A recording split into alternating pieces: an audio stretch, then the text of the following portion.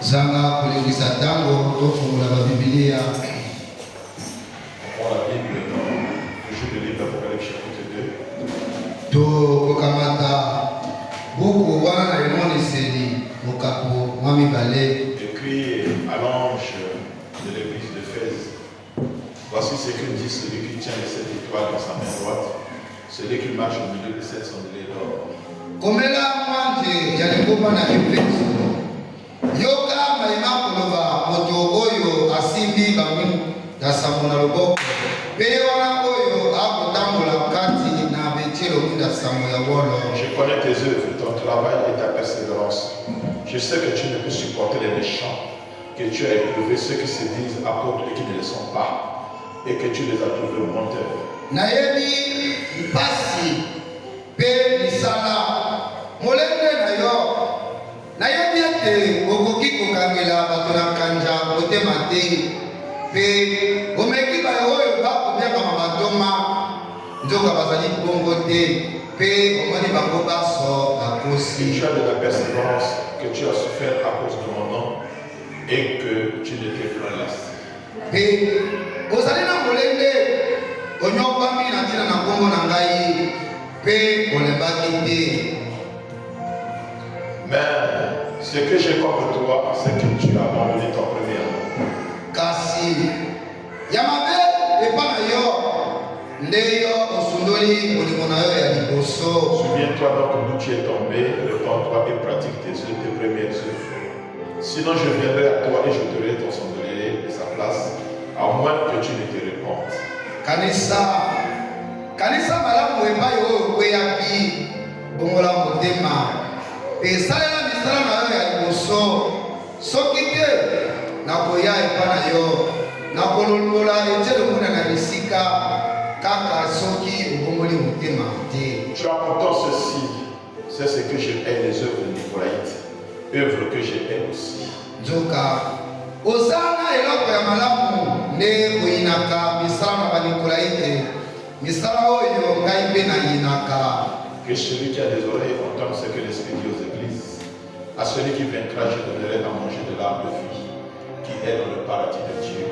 Yoyo akana matoi ayoka nini oyo molimo elobi na bigomba na yo wana oyo akolonga na kopesa ye alia nzete na bomoi oyo eza na paradiso ya Nzambe. Merci Seigneur Jésus-Christ. Matondo nkolo Yesu Kristo. Nous ne sommes qu'une vapeur qui paraît pour un peu de temps et ensuite disparaît. Biso bayo oyo toza lokola mbongi oyo tokomana na nsima na ntango mpe nsima na moto limwe. Tu nous as fait grâce Seigneur. Osaleli biso ngolu nkolo D'être ici ce soir. ya kozala awa na pokwa na lelo. Surtout d'être compté parmi les vivants. Ya koleka bataka biso kati na bayo baza na bomoi. Seigneur, reçois l'honneur pour ça. Kolo zwa lokumu na ntina na yango. Qui a toujours été fidèle à sa parole. Yo oyo ozalaka nsembo nsima ya maloba na yo. Tu nous as promis que là où deux ou trois sont assis à mon nom, Olakaka ete epai babale basato basangani okombo na yo. je suis toujours présent avec eux. Yo ozali wana ntango nyonso na bango. Seigneur, nous sommes plus que deux. Kolo toleki motango ya mibale. Nous sommes plus que toi, Seigneur. Toleki motango ya misato nkolo. Talatina toko nzima na kozalisi na yango litalisami awa. Ntango oyo kitaka nkolo. Le plus grand bénéficiaire toujours était ton peuple. Baye oyo bazwaka lipamboli ezalaka libota na yo. Merci pour la bénédiction. Matondo mpona lipamboli. Merci pour la délivrance. Matondo mpona kokambolami. Merci pour la guérison. Matondo mpona lobindo. Merci pour la précision. Matondo mpona bosembolisi. Pour l'élévation. Matondo mpona kotombwami. Merci Seigneur pour ta gloire. Matondo nkolo mpona nkembo. Dieu, Yo Nzambe. restons de sortir d'ici. Moto te akobima awa Tel qu'il était venu. kaka ndenge akotaki. Et mon frère, Tosengo yango tata. mon fils très glorieux. Na kombo na nkembo mpe ya nguya. Notre Seigneur se veille aujourd'hui. Ya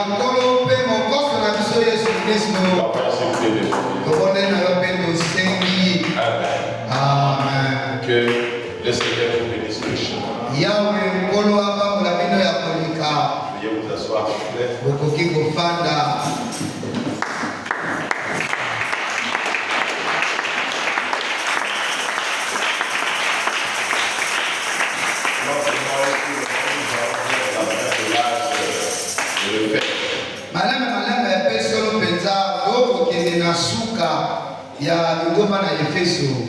Amen. Amen. Je crois que vous avez quand même retenu quelque chose de l'âge d'Éphèse. Na basi te yosimbi eloko na oyo etali ngoma na Efeso. Et dimanche, le week-end de dimanche, pourra faire quand même un petit résumé avec vous.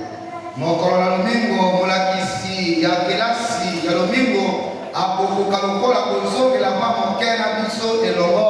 Nous sommes en train de voir, nous exploitons le dessin que vous voyez ici. Tokomona malame nde tokotololo yema oyo ezali wana. L'Éphèse que nous parlons, c'est le premier âge qui est là-bas, qui a commencé en 53 et qui a pu faire en 1970. Eleko na Efeso oyo tokoloba nde oyo ekomami kuna. Amen. Amen. Nous avons dit que le messager de cet âge-là s'appelait Paul. Tolobaki ete ngomemi sango ya eleko wana azalaka kobenga ye na Polo. Dites Amen. Amen. Nous avons vu que Éphèse était la troisième ville de la ville chrétienne. Tolobaki ete mboka wana Efeso ezalaka engumba ya misato oyo ebatelaka konzima na Kristo. C'était une très belle ville. Ezalaka engumba moko penza malamu. Une ville prospère. Engumba oyo makambo ezalaki kokende liboso. Nous avons vu que le mot Éphèse veut dire s'attacher et relâcher. Pe tolobaki ete mbele wana Efeso elingi koloba kokangama mpe nsima kotika eloko yango. Il y avait une église Kuna ezalaki na losambo dont le fondateur était Paul. oyo motie moboko na yango kombo ne Polo. Lui qui était le messager de cette église. Polo nde azalaki momemi sango motindami ya eleko wana. Après Paul, c'est Jean le Divin Na nsima na Polo nde yohane wana ya Nzambe qui était pasteur aussi à Éphèse. oyo mpe akomaki motei ya lingomba wana ya Efeso. Dites Amen. Amen. Et Paul, quand il partait, Pe Polo ntango azalaki kokende il avait averti déjà l'église. ye asi akebisaki lingomba. Il avait dit à l'église, Alobaki na lingomba faites attention, bokeba qu'après mon départ, ete na nsima oyo ngai na kokende il y aura de lourds ravisseurs. ekozala na bambwa ya zamba bakomi. Ils viendront pour vous prêcher des doctrines pernicieuses. Bango bakoya mpo bateya bino mateya oyo ekobungisa bino nzela. Des paroles qui vont vous séduire, Maloba oyo ekopembisa bino. mais qui n'auront plus le même fondement que celui que je vous ai apporté. Kasi maloba yango nde ekozala maboko te oyo nateyi bino. Et je vous ai donné tous les conseils de Dieu. Napesi bino toli nyonso ya Nzambe. Restez vigilants. Bosala ngele. Or, Nzoka. il y a eu le manque de vigilance. Ezalaki na bozangi bokebi. Dites Amen. Amen. Et nous sommes ici au 6e point. Pe awa nde tokomona litono oyo ya motoba. Le 6e verset du livre de l'Apocalypse chapitre 2. Mokambo ya motoba ya mokanda na emomiseli esika ya kotanga ya mibale. Là où on voit comment le nicolaïsme a commencé comme les œuvres. Nde epai oyo tokomona nikolaisme kobandaka lokola misala na yango. Mais j'aimerais d'abord lire l'avertissement que Paul était en train de donner à l'église. Na kosepela natanga nani kokebisa oyo Polo azalaka kokebisa lingomba. Paul était un prophète enseigné par le Saint-Esprit. Nzoka Polo azalaka mosakoli oyo ateyisamaka na molimo santu. Si Paul baptisait au nom du Seigneur Jésus-Christ, Soki Polo azalaki kobatisa na kombo ya Nkolo Yesu et Kristo. qu'il a dit que quiconque agissait à l'encontre de ce qu'il avait prêché, Pe alobaki ete moto nyonso oyo akosala libanda ya mateya na ye était anathème. ye alakelamaki mabe. Alors il est temps de nous réveiller et de voir que l'Église n'est plus contrôlée par le Saint-Esprit. Wana ntango mpo na biso tolamuka mpe tomona malamu ete losambo ekambami lisusu na molimo santu te. Parce que nous allons partir dans Pergame, vous allez voir qu'après 6000 Pergame, il y aura l'Église catholique, tout ça. Ils vont changer le baptême, c'est le temps du Père, Fils, Saint-Esprit. Beaucoup de choses vont commencer à rentrer dans l'Église. Soki totiki Efeso tokei na semi tokoleka na Pergame nde epai tokomona ebandeli ya losambo ya basambo kobebisa makambo nyonso kutu libatisi na nkombo ya Yesu ekolongwa. Mais elle est contrôlée par les Nicolaïtes. Kasi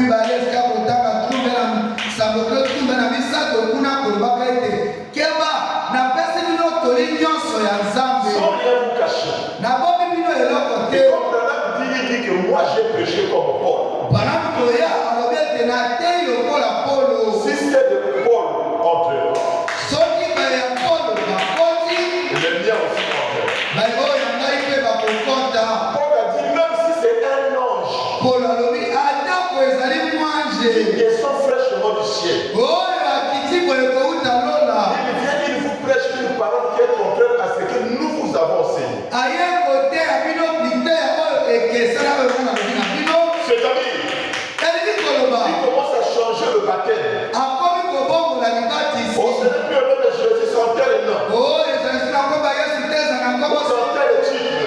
to bakopesi Même si il est tombé du ciel, nous devons vous tomber. ata bomoni mwanje yango kokita kokweya boye Il dit ne croyez pas à ce qu'il va vous dire. alobi bondimela te oyo akoyebisa bino C'est démon. wana molingo ya mabe. Tu t'amènes. Amen. C'est démon. azali mpenza molimo ya mabe. C'est un vrai démon. molimo ya mabe boyokaka na nkombo na ye wana Prenez donc garde à vous-même na yango keba sala ngele et à tous les troupeaux sur lesquels le Saint-Esprit vous a établi évêque. mpe keba likolo na libota nyonso na Nzambe oyo atie bino lokola mpaka. Je dois veiller sur vous esebe nasitila likolo na bino pour peindre l'église de Dieu mpo olesa lingomba na Nzambe qu'il s'est acquise par son propre sang. oyo ye azwi na makila na ye. Je sais qu'il s'introduira parmi vous nayebi ete bakokota o kati na bino après mon départ. na nsima oyo ngai nakokende Des loups criels babomi bango ya zamba qui oyo n'épargneront pas le troupeau bakolimisa libota te et qu'ils se lèveraient du milieu ekotelema o kati na bango de vous des hommes qui enseigneront des choses pernicieuses kati na bino bato oyo bakoteya makambo misusu pour entraîner les disciples après eux. mpo ete bayekoli balanda bango. Paul a vu venir, Polo amoni yango koya l'a vu venir, amoni likambo yango mais il koya les a mis en garde kasi akebisi nde bango contre cette prêtrise subtile qui allait s'introduire et prendre le contrôle avec ses fausses doctrines. likolo na mayele ya mabe mpe balakisi ya lokuta oyo ekokota mpe ezwa bokambi likolo na lingomba. Une prêtrise, mayele na masango motei ya mwasi bâtie à mon corps. desede Une prêtrise, il y a dit, oyo batie. Amen. Amen. Il savait qu'il établirait une forme de culte qui exclurait les gens de toute participation à un ministère du Saint-Esprit. ayebaki ete bango wana bakokotisa bato na liteya lolenge ya mateya moko boye oyo ekolongola bato na se ya motei oyo aza na molimo santu. Et même aujourd'hui, kutu lelo parmi ceux qui se prétendent libres et remplis de l'esprit, kati na bayo bazoko baza na bosoi bakonza na molimo santu les laïcs qui n'ont pas beaucoup de liberté, bandimi oyo baza na bosomi mingi te. au mieux on peut voir quelques prédicateurs qui prêchent avec inspiration. tokoki komona matei oyo bakoteya na mpema ya molimo Pendant que le troupeau reste assis là à essayer d'absorber cela, na ntango oyo libota evandi wana koluka kolia yango on est là bien loin de Paul, tokomi mosika mpenza na mpolo qui disait que quand tout se rassemblait, ntango azoki koloba ntango oyo nyonso ekosangana tous avaient la conduite de l'esprit et tous les participants au culte spirituel. baso bazalaki na se ya bokamami ya molimo santu mpe bango baso na se ya bazalaki na molimo santu. Pourquoi dans le message les gens ne veulent pas que les femmes prêchent? mpo nini na sango malamu bato balingi ete basi bateya te. Qui les interdit? nani apekisi bango? C'est pas Paul. ezalaki polo te. Pour les femmes, on dit qu'elles ne doivent pas prêcher. mpo na basi balobi ete basi bateya te. Même Paul qui dit qu'on ne changera pas le baptême. polo moko olobaki ete babongola libatisi te wana Mais pour le baptême, on change. mpo na libatisi baye kobongola. Le même Paul qui dit que le nom uniable de Dieu polo alobi ete nkombo ekoki kopesa mateya Nzambe Seigneur Jésus-Christ. Ça, on peut changer. Mais c'est Paul aussi qui a dit. Comme dans toutes les églises et les sommets des saints. Que la femme écoute les chrétiens en silence. Paul dit je ne permets pas une femme d'enseigner.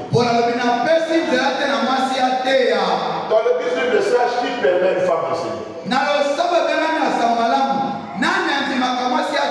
Vraiment en le disant à répéter Paul. Mais nous devons répéter Paul. Vraiment on prêcher comme Paul. Et nous devons prêcher comme Paul. Dites Amen. On doit rester sur la parole. C'est pas que ce qui était en interne, c'est ce qui sera dans la parole. Le diable n'est pas venu annuler toute la parole. C'est voilà que là où Dieu avait mis point, il a seulement ajouté les dérogations. Dieu a dit, vous ne mangerez pas de tous les fruits de l'arbre du jardin. Donc vous mangerez de tous les fruits de l'arbre du jardin, sauf aux fruits de l'arbre qui ne voulait dire point.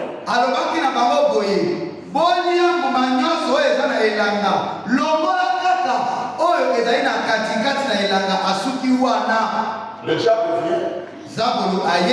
Qu'est-ce que Dieu vous a dit? Vous mangerez de tous les fruits du jardin.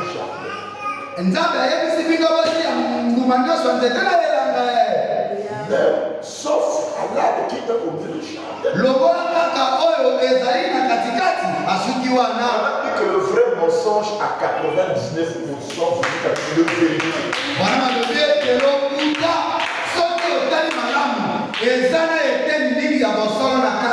Paul ne peut pas être vrai et faux même. Lui qui interdit les femmes de pécher. Tu interdis. Paul dit, même si un ange descend, il prêche ce qui est contraire, ce que nous avons prêché.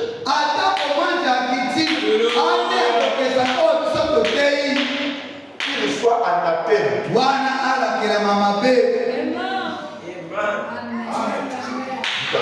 Amen. Branham a prêché comme Paul. Mais il a prêché plus que Paul. Pourquoi? C'est qu'il prêche plus, il n'a pas ôté ce que Paul a prêché. Donc tout ce que Paul a prêché avait des choses que Paul n'avait pas compris.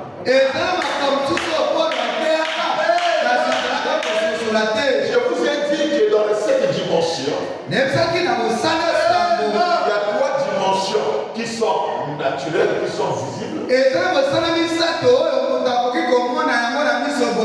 La lumière, vous me voyez parce qu'il y a la lumière en vous. Dites Amen. Il y a l'espace et le temps. Ce qui fait que nous vieillissons, nous changeons. Et nous voyons comment le frère qui n'avait pas de cheveux blancs avec des cheveux blancs. Qui était bébé, qui grandit sur le temps. Et il y a la matière. Tout ce que nous touchons, nous sommes debout sur la matière. Nous portons la matière. C'est la matière. Ce sont ces 3 dimensions-là qui sont visibles. Il y a une dimension intermédiaire qui est la 4e dimension. C'est ce qu'on appelle la dimension des ondes. Dites Amen. C'est une dimension intermédiaire.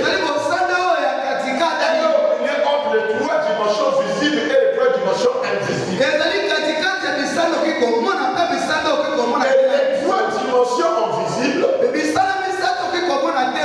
ce qu'on appelait par 3 ciels. Le premier ciel, c'est la 5e dimension qu'on appelait le paradis ou le séjour des morts. Le deuxième ciel, c'est la 6e dimension, la présence de l'esprit de l'Élohim. Ou sous le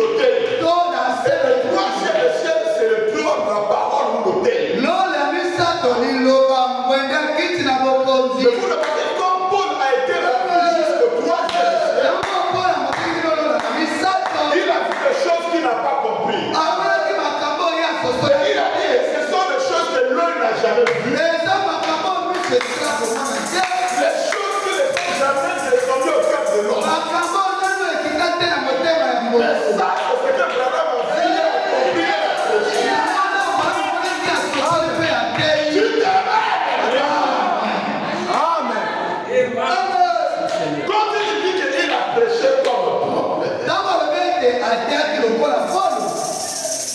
Il a répété ce que Paul a dit. Azongaki maloba na Polo. Maintenant, Paul s'est arrêté. Kasi epai oyo Polo asukaki. Branham a continué. Ne wana Branham akobaki. Donc, Branham a continué, même Paul attendait ça. Na oyo Branham akutu Polo azalaki kozela yango. Amen. Ça ne change pas. Wana ekobongola te. Ça ne change pas le nom de Dieu. Ebongoli te kombo ya Ça ne Nzambe. change pas le baptême de Dieu. Ebongoli te libatisi na kombo na Nzambe. Tu t'amènes. Amen.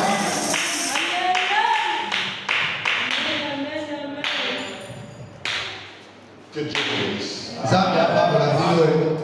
Amen. Amen. La ville d'Éphèse, Engumba wana ya Efeso il y avait un temple.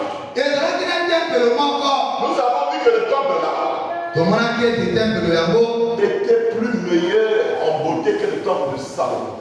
na botongi ezalaki komona na kitoko koleka tempelo ya Salomo. Et ils avaient dédié ce temple à une déesse appelée Diane. Kasi babonzelaki tempelo wana na nzambe moko ya mwasi na kombo ya Diane. C'est là que l'adoration un peu de Marie, le catholicisme. Nde epai oyo molimo ya bakatolike kosambela mama Maria ebandaka kokota maleme nde kuna. Frère, on a dit que ce temple-là était organisé. Tempelo wana ezalaki kotambola na elema. La manière dont le temple était organisé Lolendo ozalaki kotambwisa tempelo wana était déjà en train de prouver la manière dont les choses allaient devenir. ezalaki kotalisa na lobi lolenge makambo ekokomela bango. Amen. Amen. Est-ce qu'on peut voir ça? Tokoki komona yango. On va voir l'organisation du temple. Tokomona lolenge nini tempelo ezalaki kotambola.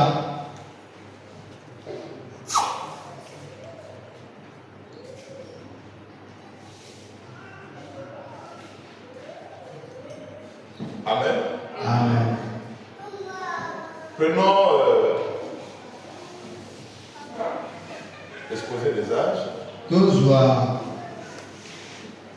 kotalisa pelele ya milengo. L'exposé des âges. Comment on peut se mettre? Amen. Amen. Allons un peu à...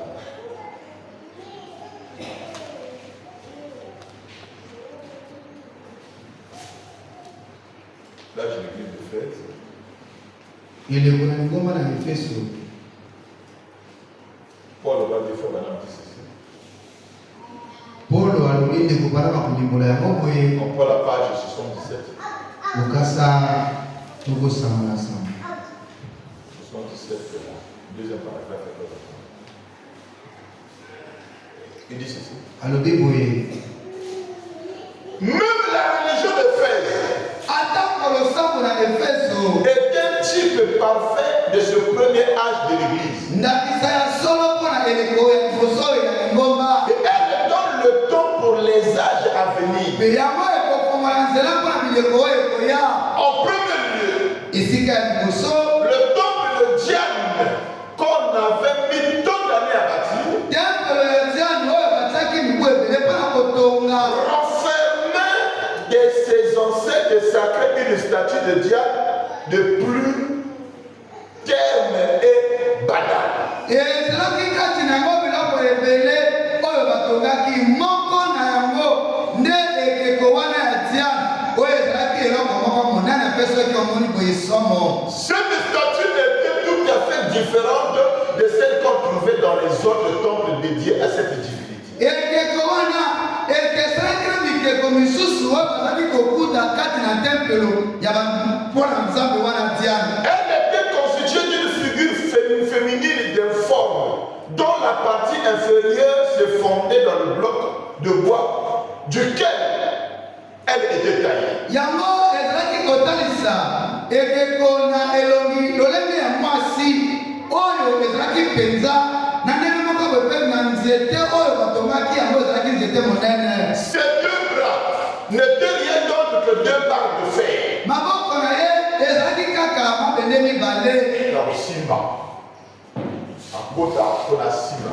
C'est ce que ça veut dire. elingaki kolakisa bongo. Il y a ma voix qui a pété dans le bendi, il y a ma casse, Amen. ma côte à Simi, à Kami.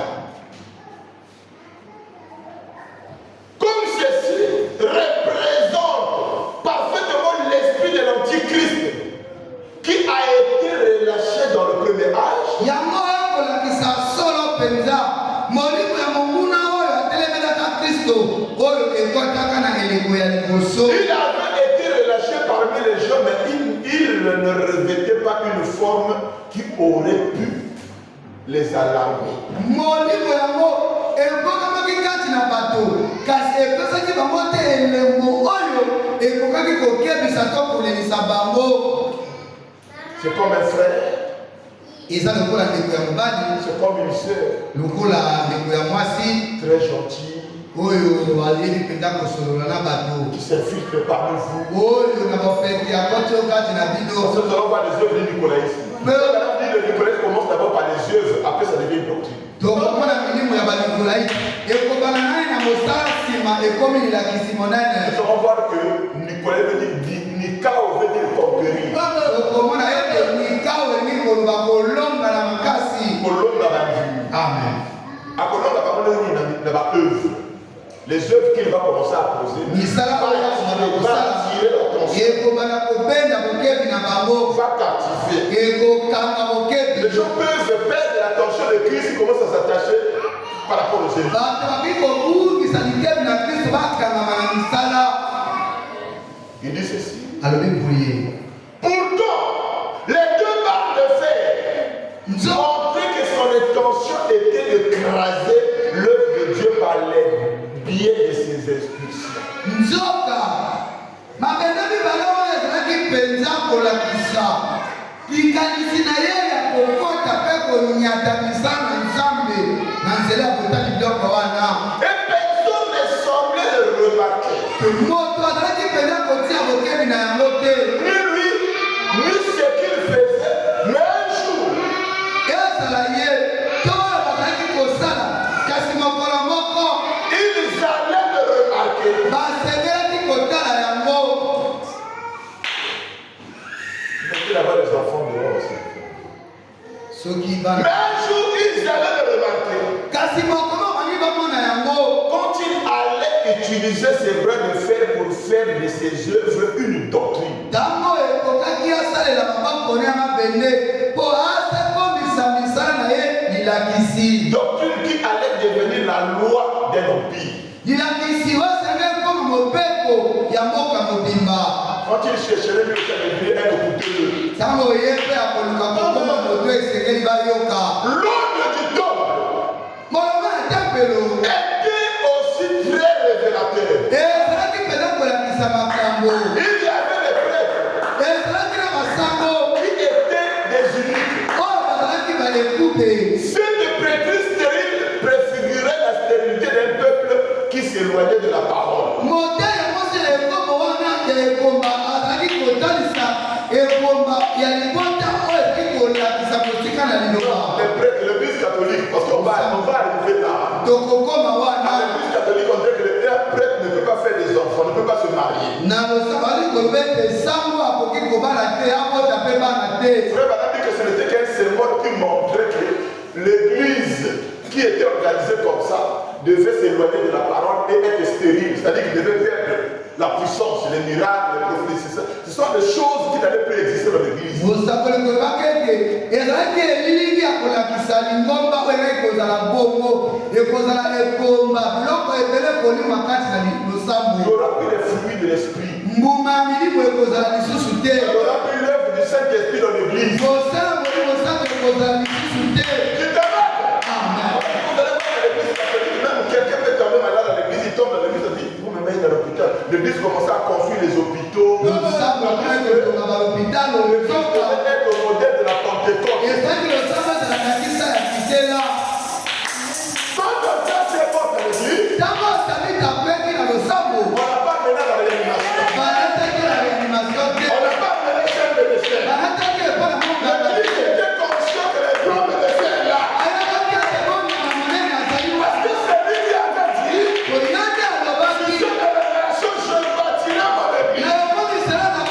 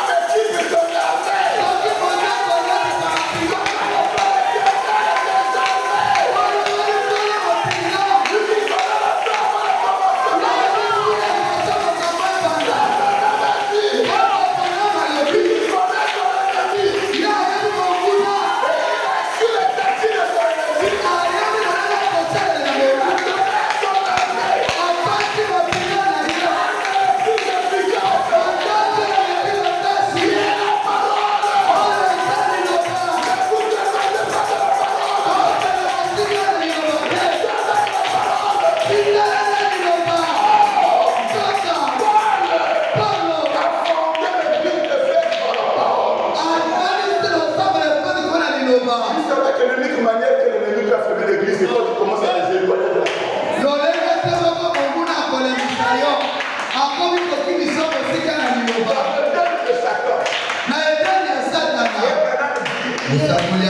Le diable qui est séducteur, tu dois conquérir.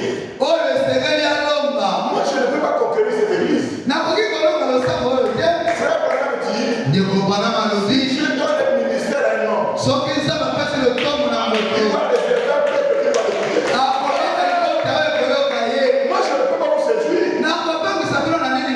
Je ne peux pas vous conquérir. C'est un peuple que Dieu m'a donné.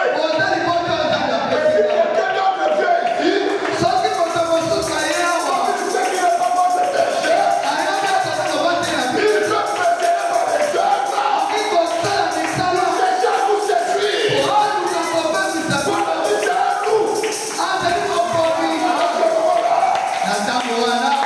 Veillez sur la parole. C'est l'âme la plus efficace.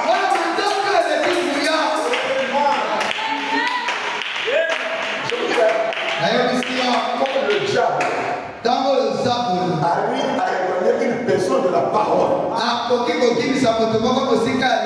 même la joie, tu vas perdre ça. Même le plus faible, le démon sera plus fort que toi. Je vous dis la vérité. Dans tout ce que vous allez faire, ne prenez jamais le risque de vous éloigner de la parole.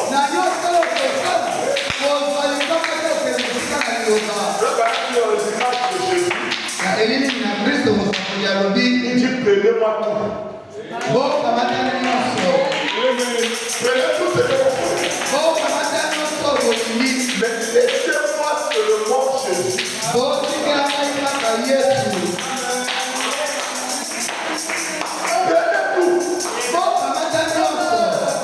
Si vous allez chercher, prenez les images de Jésus, paragraphe 49. Les images de Jésus 49, qui peut chercher?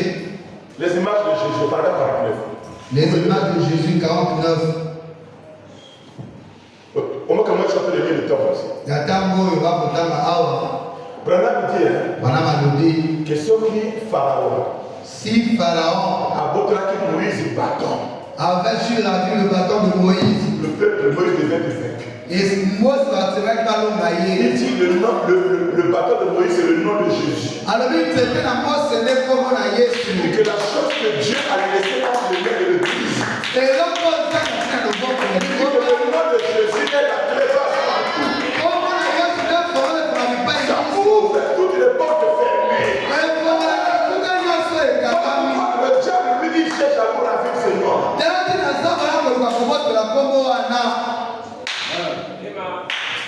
Qui a trouvé ça? Les images du Christ qui a trouvé. Vous nous avez. Donne-moi ça. Je vois. Est-ce que c'est ça? Est-ce que c'est 49 ou montrez-le. Il dit ceci. Alors, il dit.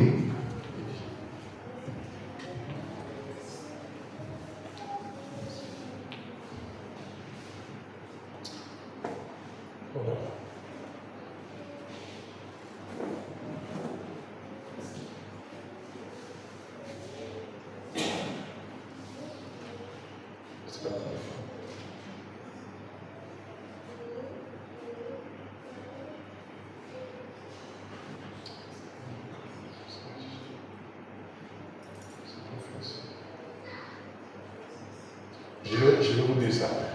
L'autre du temple était aussi très révélateur. D'abord, il y avait des prêtres qui étaient désuniques. Mais les gens peuvent aller prier de commerce, c'est pas pour qu'on dise que le prêtre est bon par la terre. C'est une doctrine, c'est une pensée.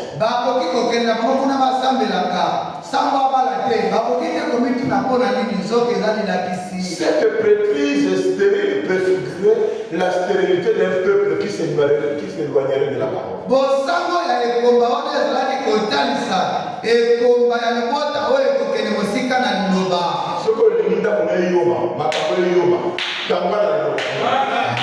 Si tu veux que tes affaires se cèdent tout, éloigne-toi de la parole. Comment est-ce que tu serais une sémence du diable.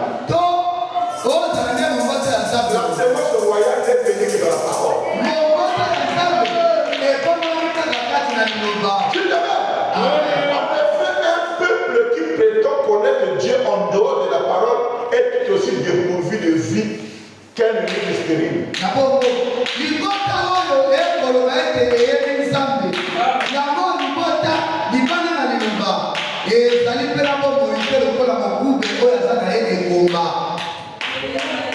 Ça fait du temps.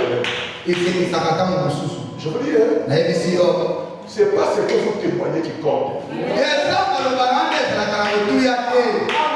dis la vérité. Laissez-moi vous dire ça clairement. Il y a des choses qui peuvent influencer votre vie, ce n'est pas la parole, ce sont les choses du monde. Dites-moi qu'un homme qui est marié,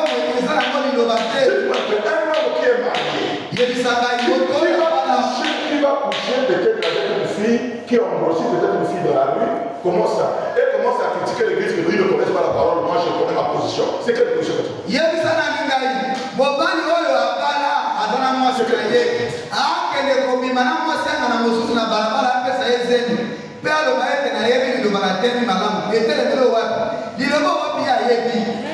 Si ton fils, il va chercher à t'amener dans sa procédure.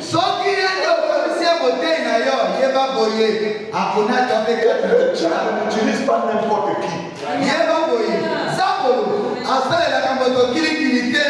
Il doit d'abord te donner un pouvoir. Et ce pouvoir-là, c'est une puissance de carrément. Ça peut être de l'intelligence, ça peut être de l'argent, ça peut être beaucoup de choses qui peuvent te donner.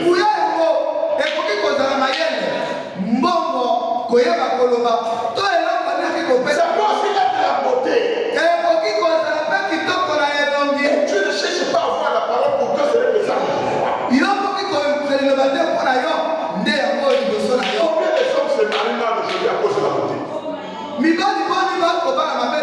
Est-ce que c'est parce que la parole n'a pas conseillé à un homme de choisir une femme? Est-ce que parmi les critères que la parole donne à un homme de choisir une femme, il y a la beauté physique?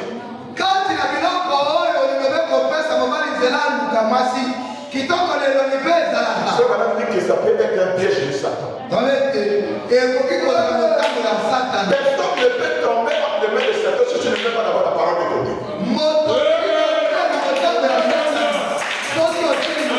Avant de tomber entre les mains de Satan, tu dois d'abord sortir de la parole. La parole c'est comme une bouteille. Toi tu es comme un cafard dans la bouteille. Le diable c'est comme un mini-coque autour de la bouteille. Quand le Dieu dans la parole, la bouteille est comme même si son lit ne peut pas te découvrir. Mais dès que tu sors de la bouteille, dans les minutes qui suivent, tu seras méconnaissable. Parce qu'on le dit toi-même, tu n'as pas la force. Si tu vis par les corps, ce n'est pas pour de la force. La parole m'a dit si je vis de l'homme ici. L'église de la bouteille.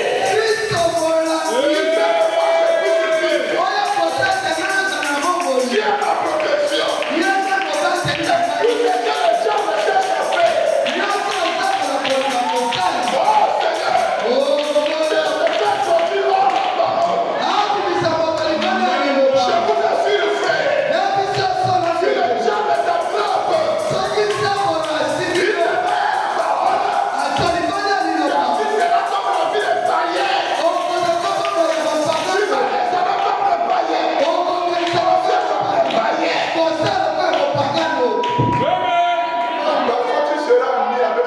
Tu ne sois plus la différence.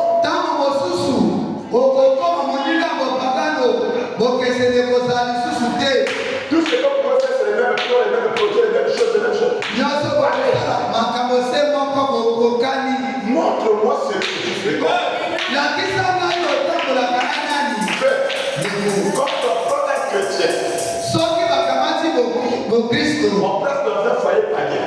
batie na libota ya bapagano. Si les païens ne se sentent pas mal à l'aise à cause du chrétien, soki bapagano bazangisi kima te mpo na bokristo c'est que tu es un faux chrétien. yeba toza bokristo ya lokuta. On t'a dit que la vie chrétienne c'est une injure pour Satan. bongo ya bokristo ezali kofika mpo na bopagano. Si tu vis la parole de Dieu, soki okobika liloba ya nzambe le monde ne pourra pas te supporter. mokili ekokokokokana motema te. Dieu n'a pas de vie du monde. mokuta nzambe azalaka moninga ya mokili te. Jamais. na lobi ata mokolo moko te.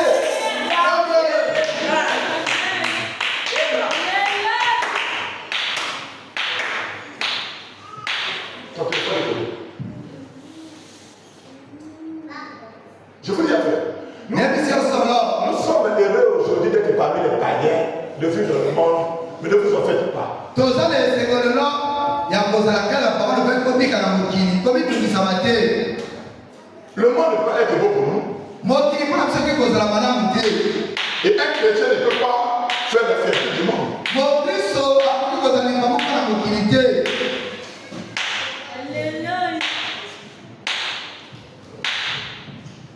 Il dit, alobi alobi, on ne trouve plus de cette sincérité. to kozwa lisusu bosembo wana te. Il semble que tout est parti. ekomi lokola nyonso ekei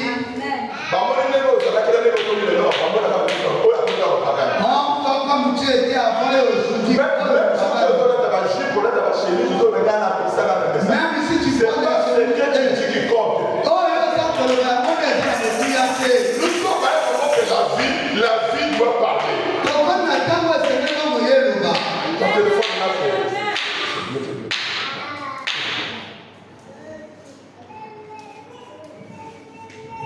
Tu peux pas d'abord enlever les. Tu fais quoi? Tu as des messages bizarres. Moi, je me méfie des gens qui recordent sur leur téléphone. ngai na bangaka baye oyo bazolaka na bakote na telefone na C'est mon téléphone, moi je dois appeler ça pour moi. telefone eza yango moko nakanga yango na kote mpo na nini. Ah, frère. ndeko Pourquoi connaître le téléphone? Mon téléphone n'a pas de code. Tu peux prendre du lit. Hein? Il dit, alobi on ne trouve plus de cette sincérité. tokozwa lisusu bosembo wana te. Moi, je me rappelle, on avait des sœurs ici qui cherchaient le travail.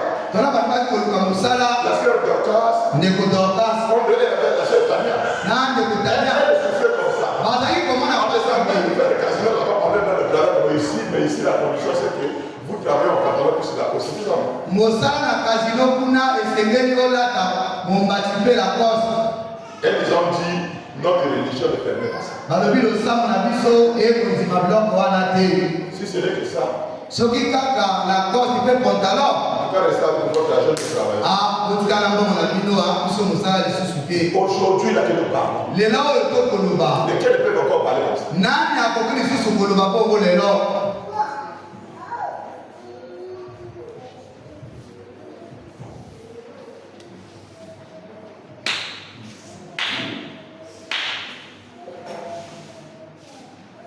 Voilà, ça c'est notre interprétation. Il dit, alobi on ne trouve plus cette sincérité, on dirait que c'est complètement parti. botielaka bosembo wana eza lisusu te. ekomi lokola ete eloko yango ekei. Qu'est-ce qui ne va pas? nini yango ekomi mabe. Qu'est-ce qui se passe? nini ekolekana. Retournons au premier amour que nous avions. tozongela bolingo ya liboso oyo tozalaka na yango. C'est juste être comme Jésus. ekozala kaka lokola yesu. Être comme Jésus kozala lokola yesu sur terre. awa na mabele. Je languis d'être comme lui. nazana mposa mpenza ya kozala lokola ye. Pendant tout mon voyage de la terre à la gloire, na mobembo na ngai nyonso mabele kino pembo. je me demande à lui ressembler. nakoluka kaka kozala lokola ye. L'avez-vous vraiment? otango mpenza Chantons le même levé. toyamba yango maboko likolo. Juste être comme Jésus. kozala kaka lokola yesu. Conforme à son image. kokokana elingi na ye. Être comme. kozala lokola Nous sommes membres de son corps. toza binyama ya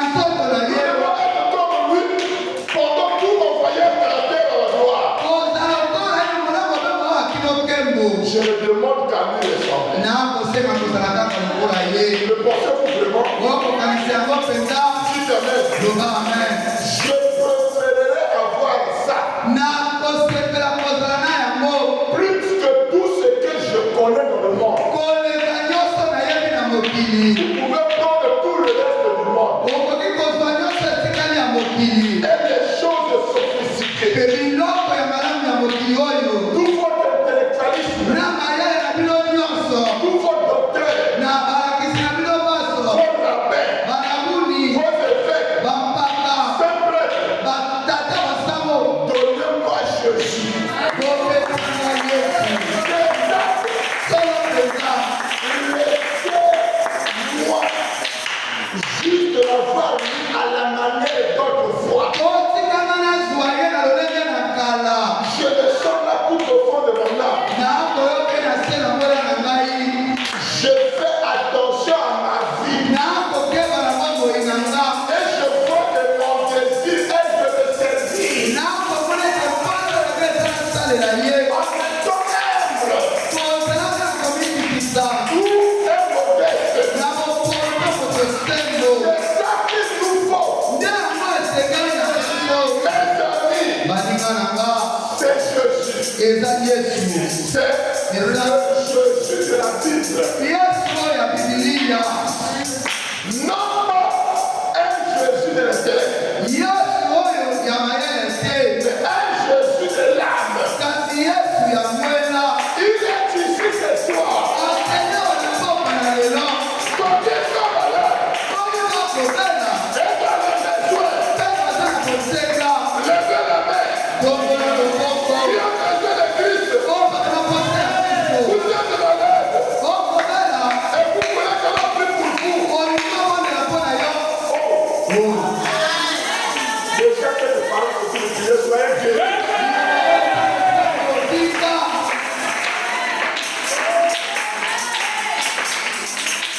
Les gens cherchent à vous arracher. Nzambo yokoluka kobotola yo yango. La religion de Fès était bien bâtie. Losambo na Efeso etongamaki malamu. L'église de Fès était bien bâtie. Losambo na Efeso etongamaki malamu. Sur le fondement de la parole. Na maboko ya liloba. Sur cette révélation qui est Jésus. Na emoniseli ya koyeba nani Yesu. Mais quand lui arrive le malin, Ntango ye aye mayele mabe. il commence à vouloir ôter ces fondements-là, mais introduire un autre fondement. Akomi koluka kolongola maboko wana kasi akwatisa maboko mosusu. Jésus annonce Yango azalaki kotalisa. le jour où les cérémonies et les formes, les rituels et les œuvres prenaient place du Saint-Esprit. Mokolo oyo boye masambo. Lolenge ya kosala makambo. Kosambela banzambe kilikili. Ekozwa esika ya molimo mosantu. Et où les manifestations charismatiques cesseraient de remplir le temple de Dieu. Esika oyo botalisami ya Kristo ekotika kotonisa tempelo ya Nzambe. Au-dessus de tout ceci, Likolo na nyonso wana se trouvait le grand prêtre, ekozala na sango mokonzi. un homme doté d'un pouvoir politique Moto oyo akozala na bokonzi ya politiki. et une grande influence. Mpe akodondwa mpenza makasi. C'était là le signe d'un processus qui avait déjà commencé, même s'il n'était pas encore pleinement manifesté. Wana ezalaki bilembo kotalisa ete lelo komoko ekosalema. Ate emonisakaki mpenza na bokasi na yango nyonso te. L'église ne tardait pas à être livrée à la conduite de l'homme, Losambo ekoumela te bana kotia malasi ya bokamami na moto. avec des plans humains Na makanisi ya bomoto. et des ambitions humaines. Makanisi ya bomoto. Qu'est-ce que cela signifie? Ekolakisa nini? Sinon que le clergé en place allait un jour réduire en esclavage le laïc au moyen de manœuvres politiques. Soki te mokambi ya ntango wana alingaki kokomisa bawumbu nde bandimi na lolenge ya misala ya politiki Avec l'aide de l'État na lisungi ya leta. et en remplaçant la parole et l'esprit par les credos, Mpe kotiaka liloba mpe molimo na biyamba. des dogmes et la conduite des hommes, Na biyamba mpe etambwisi na bato. que les dirigeants se prélasseraient dans une richesse mal acquise et jouissaient de plaisir souillé. Mpe bakambi bakosepela na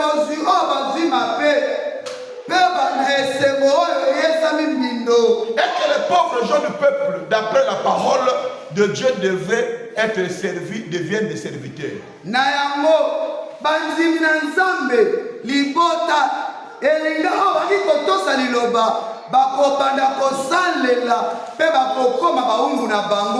Cet esprit, quand ça va venir,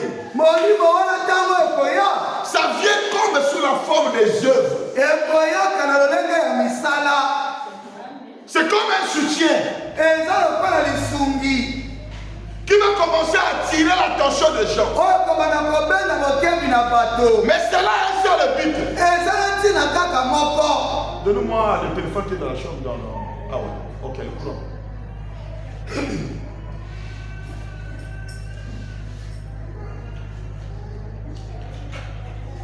Oh, merci Seigneur. Nous allons prendre le deuxième saut. Vous allez écouter frère maintenant. 150 à 156. Il dit donc, nous remarquons que cet esprit,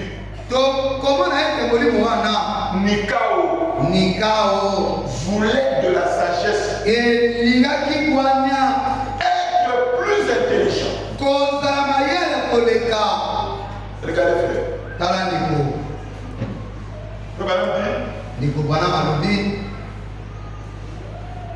Dieu envoie un homme à l'église. C'est comme on a lu. On peut être sage. On peut être intelligent. On peut être ceci. On peut avoir la révélation. Allez consulter. Quand cet esprit-là va commencer, ça va prétendre être plus sage même que le pasteur. Ça va prétendre avoir des meilleures pensées que le pasteur. Tu peux avoir une bonne idée. Avant d'exposer ça aux autres, il faut d'abord voir le pasteur. Mais toi, tu veux te montrer que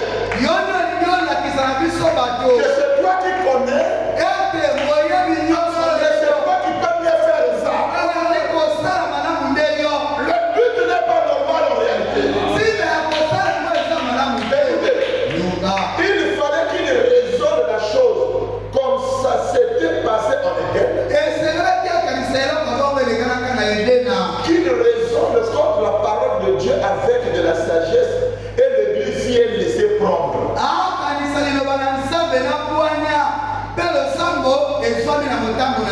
Dieu prend la parole. Dieu ne peut pas avoir la parole sans un serviteur. Il a donné à Adam. Il prend une église qui est elle. Il dit c'est la femme d'Adam. Adam c'est le mari, c'est le pasteur. C'est Adam qui est censé interpréter la parole à elle. Maintenant si le serpent était un envoyé de Dieu, et qu'il a reçu une nouvelle révélation, la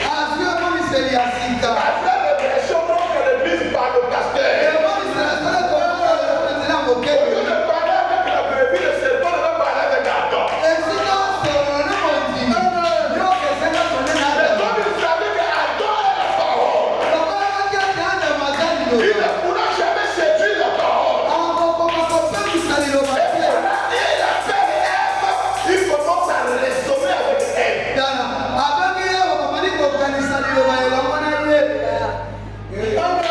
Tu vois, il veut te dire, moi je vais te voir parce que j'étais avec le frère. Il m'a dit que voilà pour ma vie aussi, il faut faire ça. Comment ça va se faire?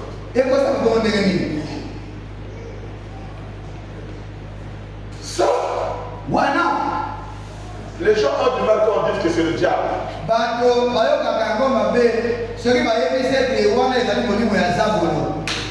Non pas que tu es le démon, mais l'esprit qui opère c'est un démon.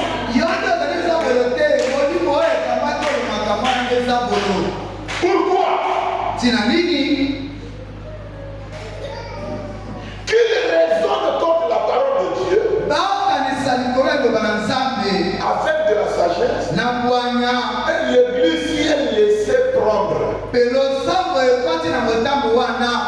Si tu prends le risque d'aller prendre des interprétations des Écritures chez quelqu'un, frère, madame dit que dans tous ces cas, vous avez besoin, vous devez comprendre, allez consulter votre pasteur. Aujourd'hui, les brebis, ils sont allés consulter le pasteur, consulter. Quand vous voyez les résultats, ils ne sont plus normaux. Tu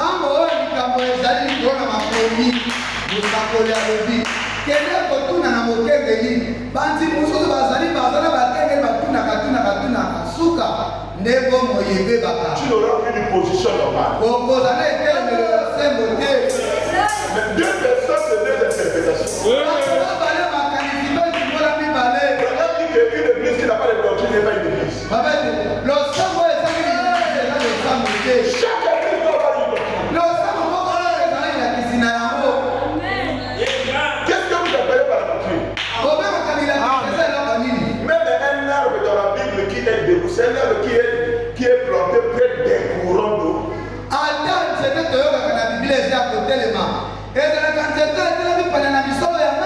Dans le fait, ils sont toujours verts.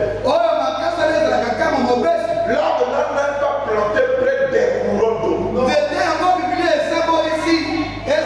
près des courants d'eau. C'est près d'une vision. Et c'est la vision qui va te canaliser.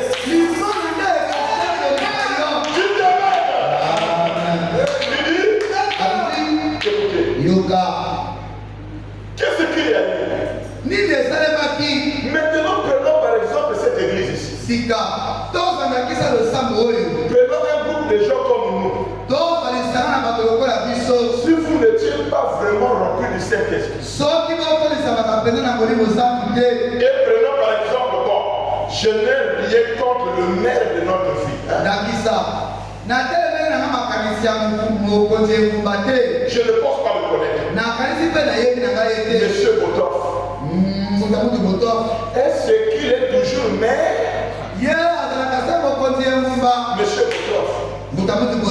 Vous voyez, Monsieur Botov était de mes bons amis. Vous voyez, mais prenons le maire de la ville. Et suivez-moi bien, suivez bien. Prenons le maire de la ville. C'est une autorité. Tout le monde nous connaissons que c'est le maire de la ville. Il est gardé. Il a la voiture noire. Où il arrive. Il rentre là. Si les officiers qui sont là-bas ou les diables ne connaissent pas leur position, il faut se mettre au garage devant lui à l'église. Parce que ce maire-là n'est pas plus que Jésus. S'ils ne font pas attention, ils auront peur de le placer parmi les frères. Ils peuvent venir chercher une place spéciale, ici c'est pas autorisé. Amen. Est-ce que vous comprenez? Parce que lui c'est le monsieur le maire. C'est une autorité. Il a beaucoup de moyens. Et il a le droit d'influencer l'église. Une personne comme ça, même s'il n'avait pas ses ambitions, votre attitude peut le pousser.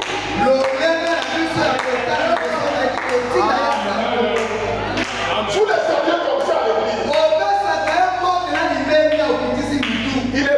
Il n'est pas plus que tous les frères. Ni plus que toutes les sœurs. Écoutez, frère Branham. Vous allez comprendre. J'aime la parce que vous avez le Saint-Esprit. Vous avez le Saint-Esprit. Moi, je le comprends. Mais il dit tous les commissaires et disant qu'ils fréquentent tous cette pensée. Et ça la mokonzi na mboka ba pulusu pe ba kaminos ba pulusu na ka kosamba na biso awa. Eh bien, avant longtemps, malamu karate s'il se mettait une petite idée dans la tête, soki ba mette wali kanisia okena mtu et qu'il commence à en parler au conseil aux gens qui sont ici.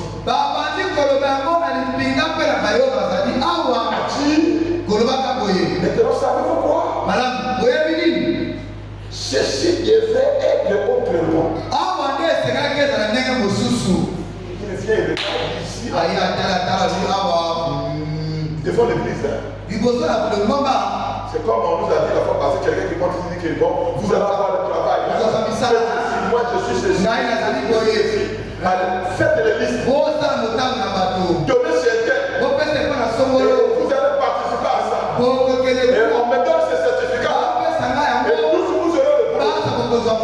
Qui a résisté à ça?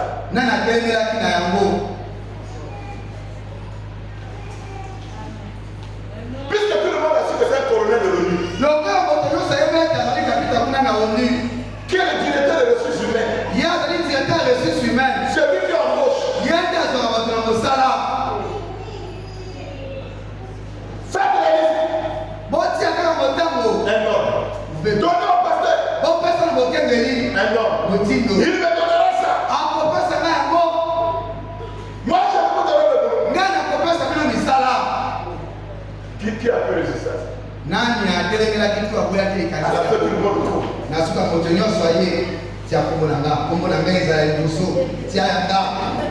Est-ce qu'une église est censée se comporter comme ça? Mettons le pasteur assis dans le bureau. On peut se dire, mais si je dis non là, j'ai reçu des gens qui sont venus me voir. Et les gens que tu avais dit non là-bas, c'est ça, moi je n'étais pas d'accord. Bon, dites-moi, on avait le travail à qui ici? Même dans la vie, on avait à qui?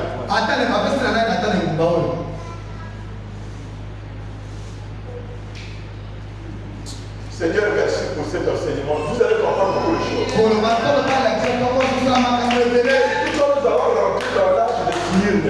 La semaine, dimanche, il dit, maintenant, savez-vous quoi? Ceci devait être le. Si vous n'êtes pas rempli d'esprit, et que vous n'ayez pas un homme vraiment rempli de l'esprit derrière la chair, avant longtemps vous ferez leur propre volonté.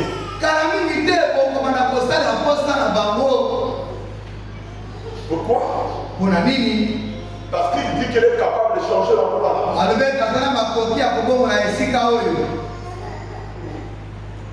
Ça ne va pas comme ça. Il faut que ça soit changé. C'est une brebis.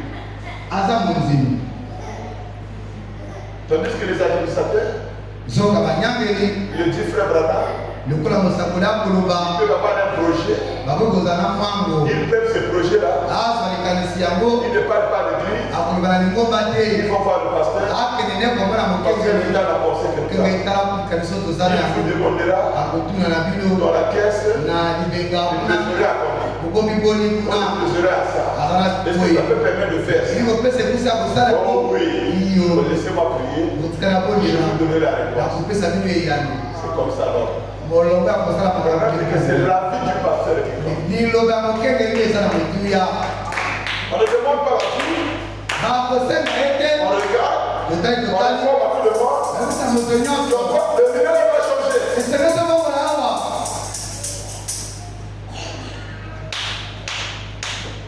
Ici, non.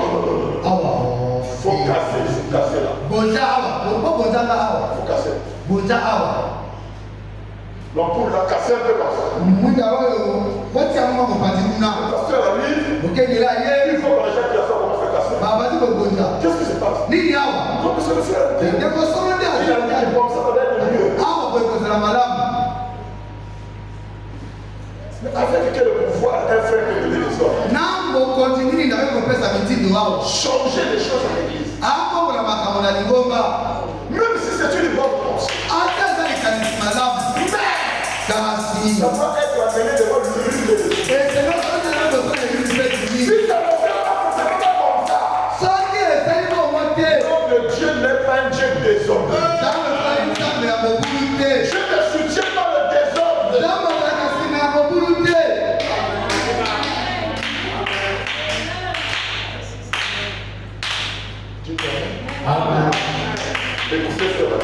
yoka ndeko Branham Il dit,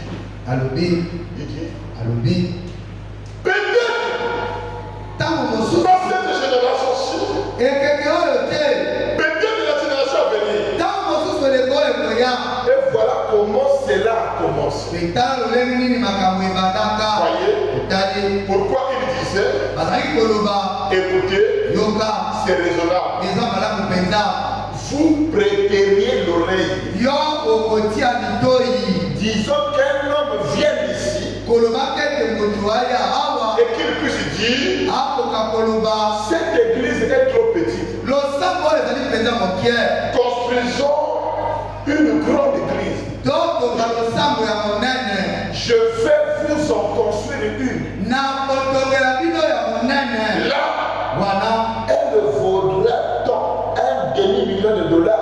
C'est ce qu'on va investir là-dedans. atako ezali efuku nde tokotia yango na kati Je vais m'occuper moi-même de faire diffuser la chose. ngai moko na kotongisa to na kosala eloko yango Quand ils font ça, ntango bakosala yango ils agissent dans un but intéressé. bakosala bazala ntina nsima na yango 9 fois sur 10, likwa likwa na zomi vous savez, oyebi ce genre de personnes-là, lolenge ya bato wana et puis, mpe s'il exécute cela, soki asali likambo yango bientôt, kala te il dirigera les choses à sa guise. akobana kokamba biloko na ndenge na ye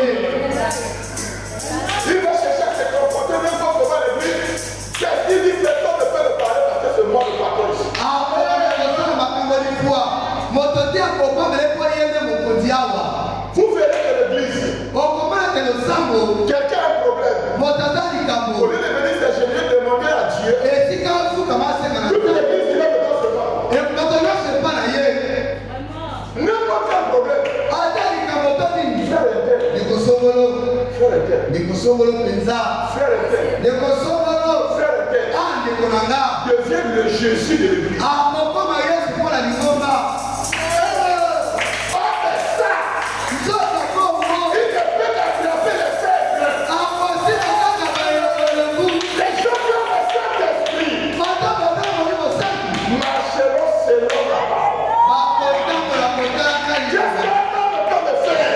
moto akosalanga nini C'est que Dieu ne pourra pas. oyo nzambe akokoka te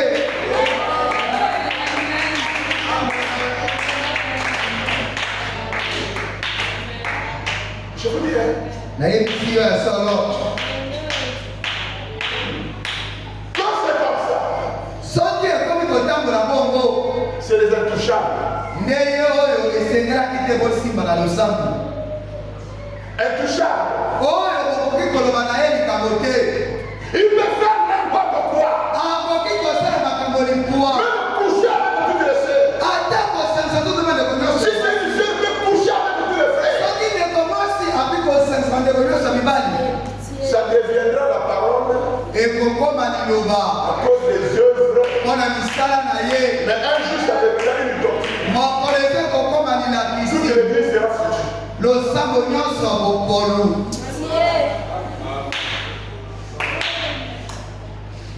Nous allons voir, frère. tokomona ndeko Moi, parfois, je me couche, je dis au Seigneur, merci. ntango samitunaka ankolo En quoi la maison d'un frère peut devenir une maison de réunion? Est-ce que c'est parce qu'elle est spirituelle? Est-ce que c'est parce que c'est l'ancien de l'église? Est-ce que c'est parce qu'il a raté la révélation? Est-ce que c'est toi? namitunaka nini nde oki kosala ete ndako ya ndeko moko ya mobali ekoma esika bandeko basanganaka eza mpo aleki molimo azali molimo santu to eloko yango nini eki kosangisa bato nyonso kuna C'est une faiblesse spirituelle. ezali kotau bolengu na molimo yoka Écoutez, frère Alain. yoka ndeko wana Excusez-moi, molebisi je suis en train de lire. nakotanga S'il exécute cela, soki asali eloko yango bongo bientôt il dirigera les choses à sa guise. kala te akobanda kosala makambo na ndenge na ye Vous ne pouvez rien dire okokoka koloba eloko te parce que le frère marchait chouette là-bas. po ete C'est lui qui a fiancé l'église. Voyez. Ensuite, vous allez voir arriver un petit riquet qui sort d'un séminaire et qui connaît Dieu à peu près autant qu'un autonto peut connaître une nuit égyptienne. Il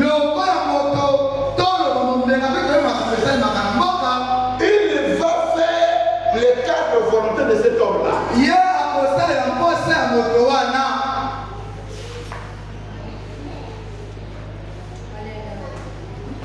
Ça me fait rire, c'est vrai. Je vous dis, un pasteur doit s'en tenir sur les Écritures. Que ce soit pauvre, milliardaire ou quoi. L'unique parole, c'est la parole de Dieu. Vous êtes des milliardaires. C'est bien qu'on vous ait plus que tous les milliards du monde. Ne vous minimisez pas. Un seul endroit parmi nous, c'est Jésus. Il a été libérateur de tout ce qui se confiance.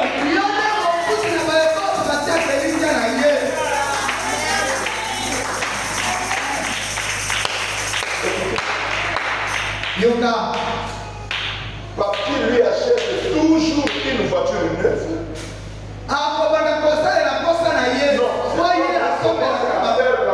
Ce ministre-là commence à faire la volonté de cet homme-là parce que l'homme-là, bien qu'il ne vit pas la parole, mais comme il lui achète à tout moment une voiture neuve,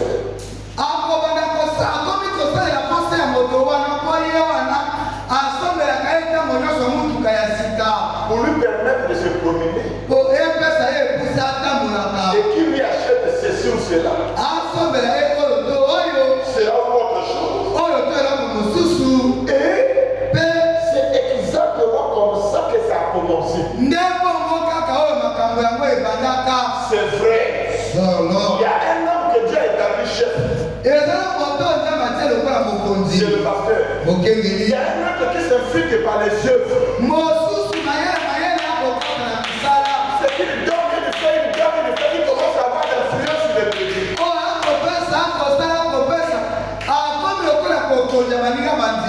bientôt, il va chercher à s'imposer. Il sera intouchable. Et il a même déjà les disciples parmi les premiers à l'église. Si il sort, nous on sort. Ce qu'il dit, nous on va faire. Est-ce que ce qu'il dit, c'est la parole?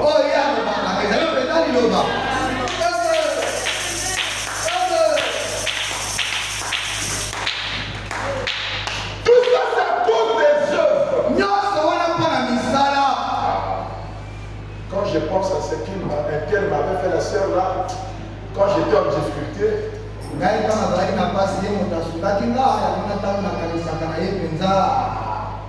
mais s'il part, en cas d'un jour, comment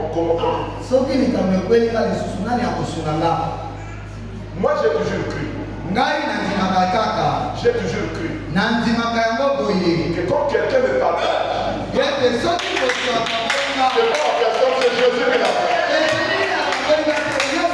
Tout ce que Dieu me donnera, moi je vais visiter par une personne. Tout ce que Dieu me donnera,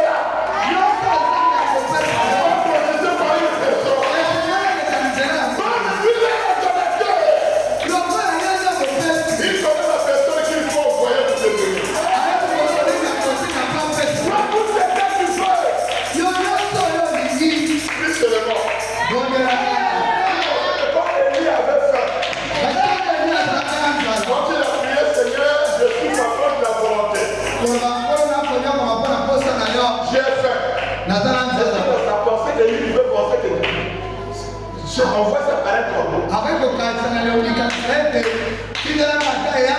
non,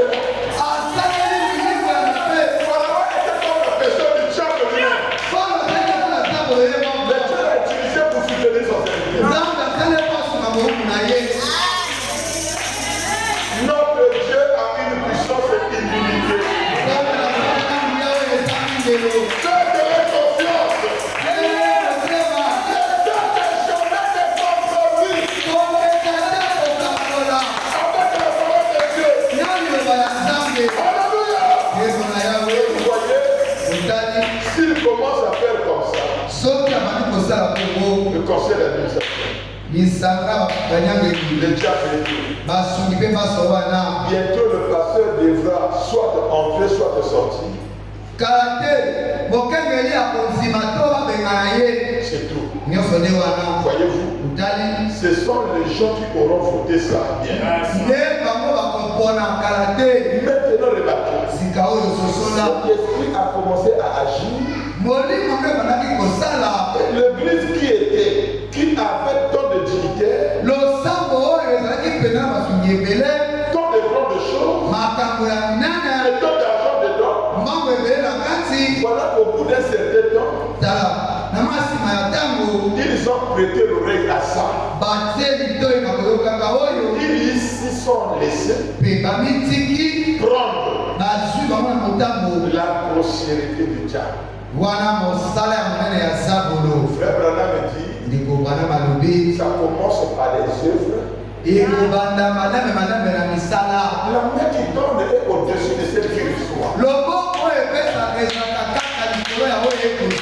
va commencer à imposer les choses. Pas parmi les païens, mais parmi les enfants de Dieu. Donc c'est le Saint-Esprit qui devait leur imposer les choses.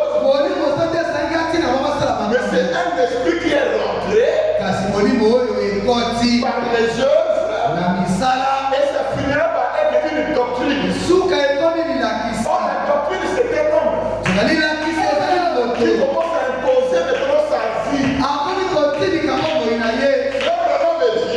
L'homme dit que le nicolaïsme ça a commencé par un prêtre. Cet esprit-là a commencé par un prêtre. Le prêtre là a commencé à mener une salle. Il dit qu'il prêche, il commençait à démontrer que ce sont ses convictions. La parole qui dit qu'avant de se marier, avant de toucher la femme, il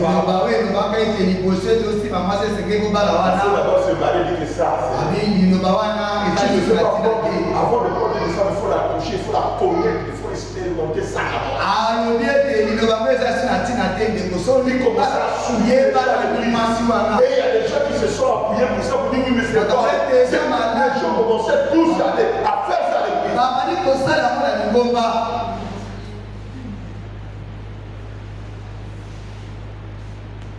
Je crois que le prêtre s'appelait Nicolas.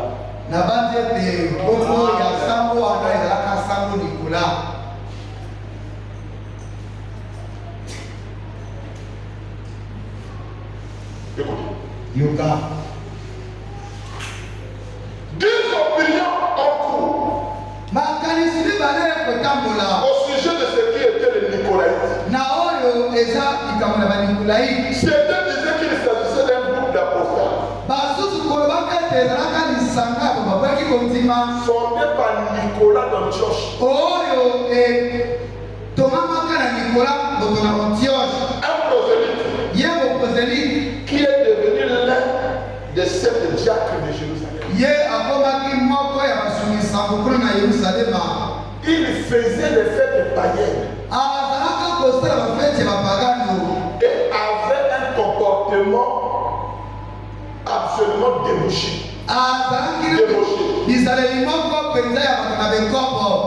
Il enseignait que pour pouvoir maîtriser la sorcellerie,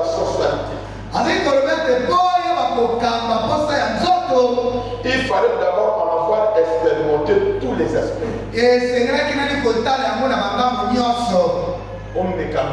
Que tu essaies cela. Tu as essayé comme j'ai essayé. Là, tandis qu'il est diacre. Et c'est comme ça qu'il commence à enseigner ici sans ses convictions. On connaît diacre dans une église. Une église a une vision. Non, avant de se marier, voilà.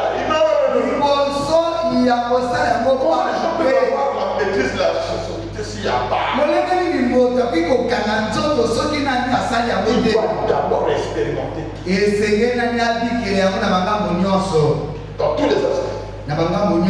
Naturellement, ils se sont laissés aller à un tel abandon que leur dégradation était totale.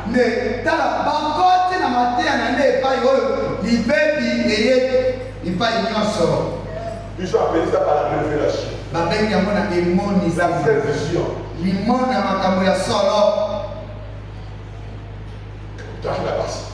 On se fait pour rien. Comment jusqu'à la fréquentation, fiançailles. Tu regardes la salle comme ça, mais regarde. C'est Jack.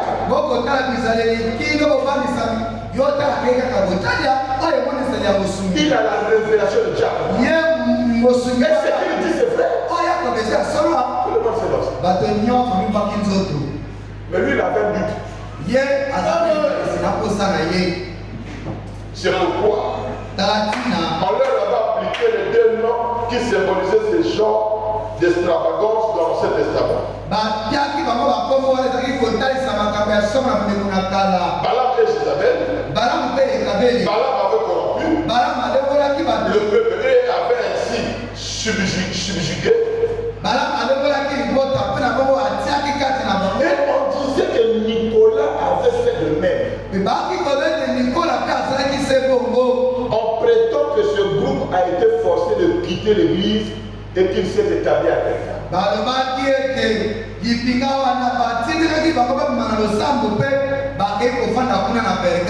Ils ont quitté l'église. Ils sont allés à Perga. Or, Perga, c'est là où se trouvait le trône de Satan.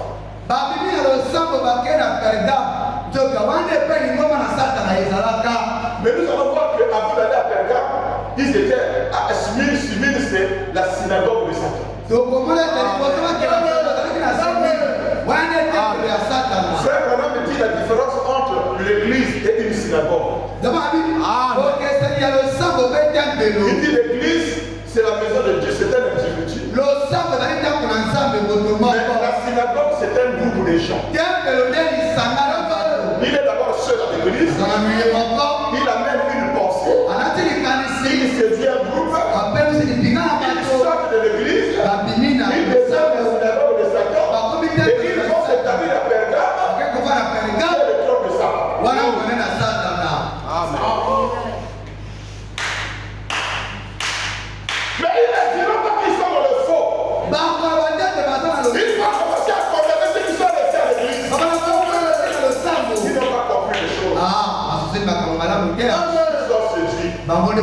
Ils ne voient pas clair. Tandis que Christ est venu pour nous affranchir. Pourquoi il doit comme ça le voir? Nous vivons dans la danse de grâce. C'est pourquoi on a commencé à coucher avec les sœurs. Dieu a frappé qui est mort par lui. Personne. Aussi, ce n'était pas la parole de Dieu. On n'allait pas mourir. Alors, il est complet qu'a fait qu'il est fort. C'est-à-dire que s'il savait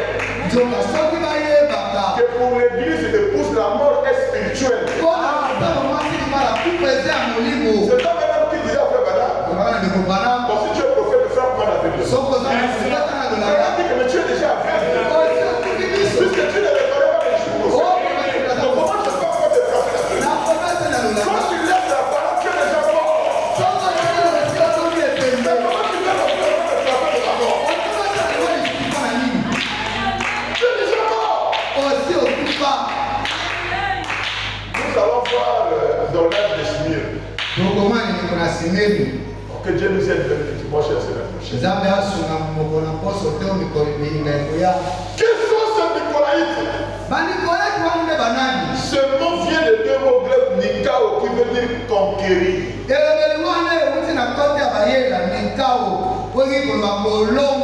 Et Laos, qui veut dire les laïcs.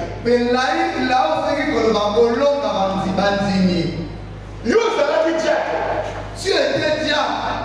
Au sujet de la révélation à Yon. Tu as eu ta révélation. Tandis que frère Branham me dit. Donc question de pose 1961. Est-ce que un diable ou un accusateur dans l'église peut faire quelque chose au sujet de sa propre révélation?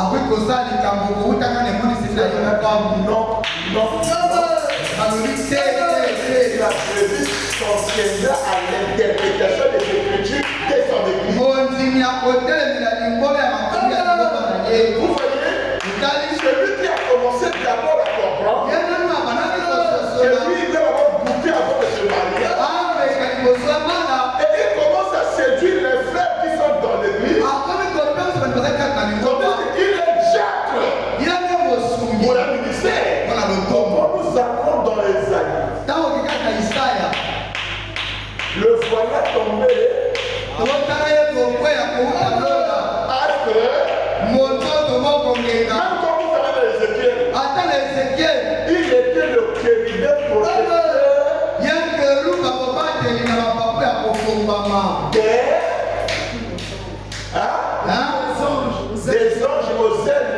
déployé.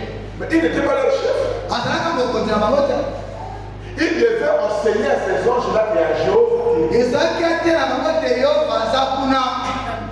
Mais comme il voulait être comme Jéhovah, ou plus que Jéhovah, il a commencé à séduire les anges. Et quand c'est comme ça, toujours la majorité, puisque Dieu reste toujours dans la minorité. Et comme il a vu qu'il y a déjà la majorité, il suscite la guerre à l'église. Il sait qu'avec la guerre, nous on va gagner. Il met le truc. Non, plus que l'autre. Moi j'ai écouté ça. Les frères qui étaient partis, qui partaient se réunir chez le frère Michel là-bas. Moi j'ai reçu des messages en disant qu'on va détruire l'église. On commençait à envoyer les messages chez les frères. Vous savez, frère madame dit, Dieu, même pour la démocratie. Parce qu'au ciel, Lucifer avait déjà la majorité. S'ils avaient voté là-bas, c'est Lucifer qui prenait le pouvoir. Dieu a le père. Dieu a dit non. Sur la guerre. Dieu a dit non. Et quand il y a eu la guerre, on les a précipités. Et leur place ne fut plus trouvée. Nous sommes sur Nicolas. Il était dans l'église un responsable. Mais il n'était pas le responsable de l'église. Mais un responsable dans l'église. Donc un responsable dans l'église n'a pas une vie. Un responsable doit s'enterrer derrière la vision du responsable. Le Fils de l'homme, c'est le Seigneur Jésus-Christ lui-même. Mais il peut avoir un Fils de l'homme.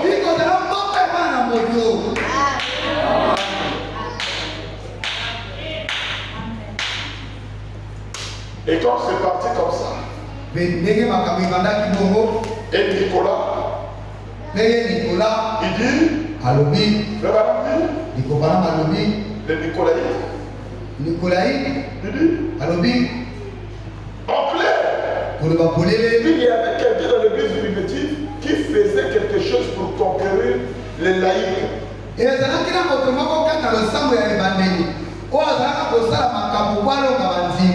si quelqu'un conquérait les laïcs, ça ne pouvait être que le fait d'une autorité.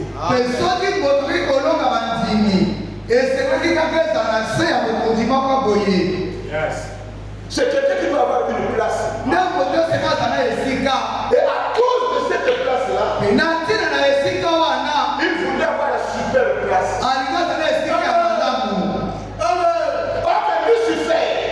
Lucifer, quand il était en train de séduire les hommes, il dit qu'il ne pouvait pas accepter de descendre dans le même endroit que les hommes. Quand on les a chassés, il les a mis à la 4e dimension. Puis il est resté à la 5e. Pourquoi? La séduction était pour conquérir, pour dominer sur lui.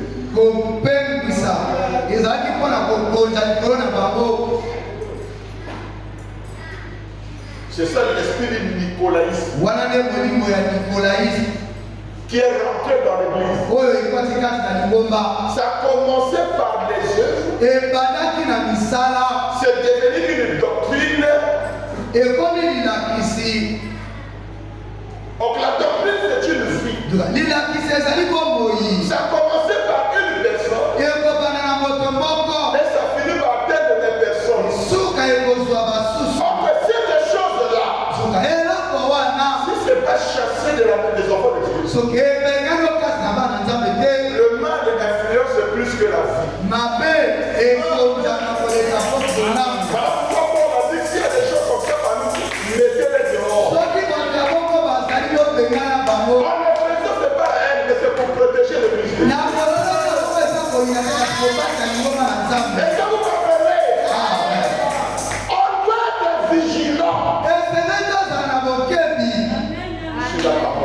likolo na liloba. Quand tu dis que moi je crois la parole, tu dois connaître qu'est-ce que la parole. Nandima pesema ba liloba soki ezali nini. Amen.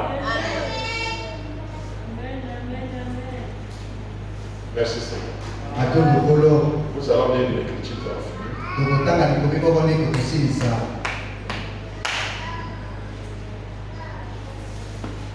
Et quand ils ont fait ça, Petango bango basalaki yango bongo. ça a commencé par la maîtrise, et puis il va aller maintenant, je commence à changer le baptême. Et batina kokonja bato pe tala bake kokongola libati. Voici encore une petite histoire. Isolo moko ya mawa. C'est l'histoire du baptême de l'eau. Isolo libati si ya mai.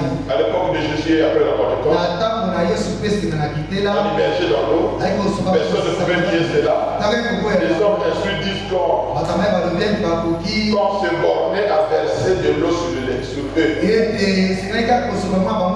Parce qu'on trouvait facilement des petits mâts un peu partout. Et quand ils livraient, Amen. C'est là où nous avons lu ici, Paul est en train de dire faites attention. Est-ce que vous avez compris? L'esprit du nicolaïsme, c'est pour conquérir. Aucun délit à longue a été. Amen. Le berger ne va plus conquérir ses brebis. Aucun délit à ne pas être au Le berger a ses brebis que Dieu lui a donné pour veiller. Parce que Dieu a dit à Pierre, dans le fait de l'eau, quand tu seras converti, à fermer les hommes. Vous voyez? Maintenant, quelqu'un qui n'est pas affermi, il va chercher à combattre le christianisme. Combattre Dieu. Combattre la parole. Nous pensons que quand nous faisons ça, nous nous disons que c'est pas grave. Or, que c'est la chose la plus cruelle. Alors, prenez position pour ce qui est de la parole. Amen. Nous sommes sur le nicolaïsme. Nous avons dit que ça a commencé par les œuvres. Et ça va finir par être une doctrine. Ça a commencé ici à Éphèse. Et il va aller là-bas. À Smyrne. Or, Smyrne, c'est ce qui est ta mère. Frère Branham me dit, c'est là qu'ils vont commencer à persécuter réellement les vrais chrétiens. On va commencer à critiquer Bino, ils vont commencer à démontrer qu'ils sont la véritable église.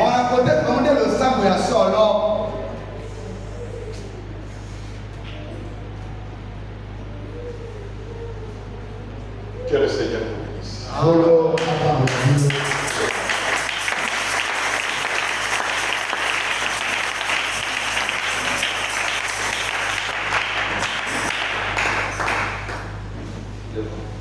vous bénisse.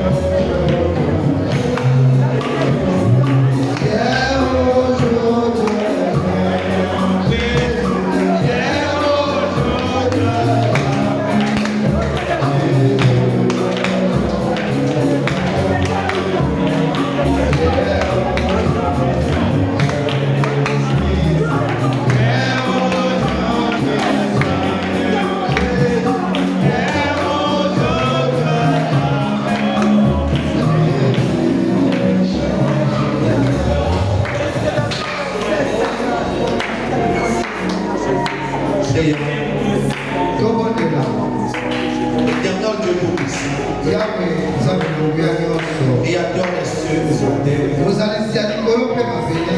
Ton nom, c'est le Seigneur Jésus-Christ. Kombo na yo nde nkolo Yesu Kristo. C'est toi qui as dit, Yo nde olobaki venez à moi, boya epa na nga. vous êtes chargés, fatigués. Bino bakomona bibi boza na Je vous mikoba. déchargerai et je vous accorderai le repos. nakolokola bino kokumba mpe na kopesa kopesa. Seigneur, nous voici cet après-midi. mikolo biso oyo nsima na nzanga.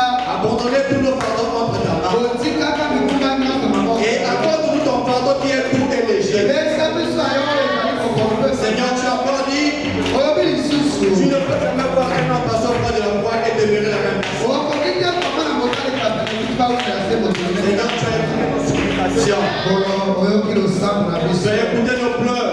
oyoki kolela na biso. Seigneur, ne nous laissons pas de sortir d'ici tel que nous étions. kotika te tobima awa kaka ndenge tokoma. Seigneur, ne laisse pas que l'âge de l'Éphèse puisse nous frapper. kotika te kolema na efeso. Seigneur, nous ne pouvons pas être attachés et relâchés. olingi te tokanga mpe totika. Mais Seigneur, nous sommes attachés à toi. olingi te tokanga. Et toi qui es la parole de la vie. yo nde liloba na bongo. C'est toi qui change. yo nde obongo. C'est toi qui élève. yo nde C'est toi qui pardonne. yo nde Voilà pourquoi, oh Dieu Tout-Puissant, olatina. nous te demandons pardon, Seigneur, tosenge de tout ce que nous avons eu à faire ya maemasa. et à dire qui n'est pas digne devant toi. Oh Dieu Tout-Puissant, nous voulons suivre tes pas en sans volonté. Éloigne-nous, Seigneur, tout esprit contraire à ta parole. Éloigne-nous, Seigneur, tout esprit de la distraction. Éloigne-nous, Seigneur, tout esprit de négligence. Éloigne-nous, Seigneur, tout esprit de l'égoïsme. Oh Dieu Tout-Puissant, nous voulons que ta vie seule puisse nous influencer. Seigneur, nous puissions dire comme les deux disciples au chemin de Maousse, que l'auteur ne plaît-il pas quand ce temps nous parlait. Seigneur, tu nous as parlé ce soir à travers ton temps. Nous voulons que cette parole puisse être aggravée dans nos cœurs, puisse être aggravée dans nos vies. Seigneur, que nous puissions nous marcher pour te respecter ta parole, mon Dieu. Oh Père, c'est toi qui as dit que tout ce que vous demanderez en priant, croyez que vous l'avez reçu cela. Mais nous prenons de tout nos cœurs que tu as répondu à nos prières. Et nous prenons de tout nos cœurs que tu as répondu à nos supplications. Bénis les crimes de ton trône. Souviens-toi de la voix de Dieu.